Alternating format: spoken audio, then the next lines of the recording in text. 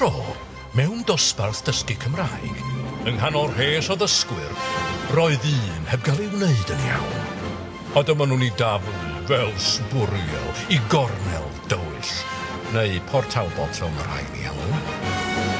Ond un dydd, o'r gogledd pell, daeth Ioan Talfryn, a chydau bwyherau hyd i wneud yn fyw. Yna, aeth ag ef heb oed i dim i Ffatri Cymru, lle rhoddodd y ddewines Nia Parry, bwer arbennig iddo. Nid dysgwr cyffredin mohono bellach, ond Taffman!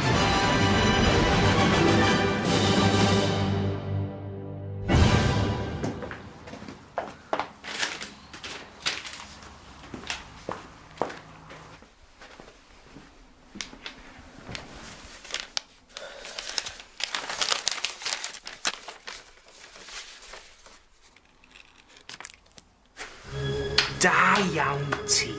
Da iawn wir. Rhugl yn y Gymraeg. Llong gyfarchiadau. Ti wedi gorffen. Wedi cwpla. Wedi benni.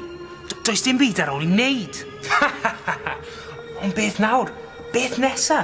Braidd yn ddibwynt yn doedd e. Ti'n rhugl. So what? Sôn am wastraff amser.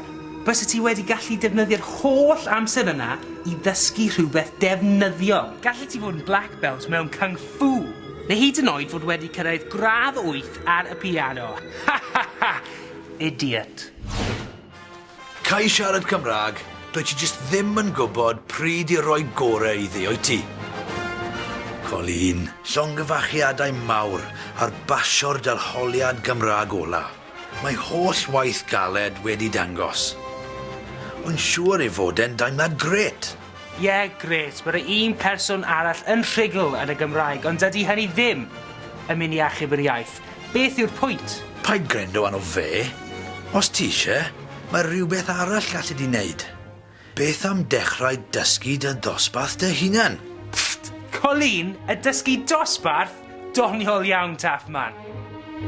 Achos ti wedi mynd drwy'r broses o ddysgu Cymraeg dy hunan, fydde di'n deall siwyd y ddysgwyr di yn teimlo wrth ddysgu Cymraeg. Mae profiad hwnnw o fod wedi dysgu yn werthfawr iawn. Ie, ond... Mae sawl ffordd o wneud hyn. Gallai di gysylltu gyda'r canolfan iaith agosar i holi am sesiwn hyfforddi i tiwtoriad newydd. Neu, beth am ymuno ar chynllun ffrindiaeth a mabwysiadu'r dysgwr.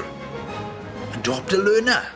Y cyfan mae rhaid i ti wneud yw treulu 1 awr yr wythnos gyda dysgwyr yn siarad, mewn tafarn neu gaffi neu unrhyw le sy'n gyfleus o'r ddau ohonoch chi.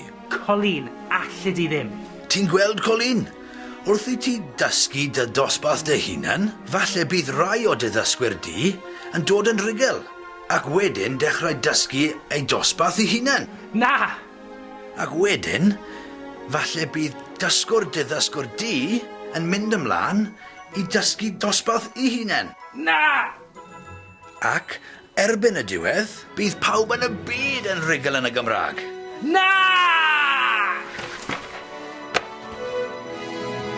Diolch, Taffman. Tagles.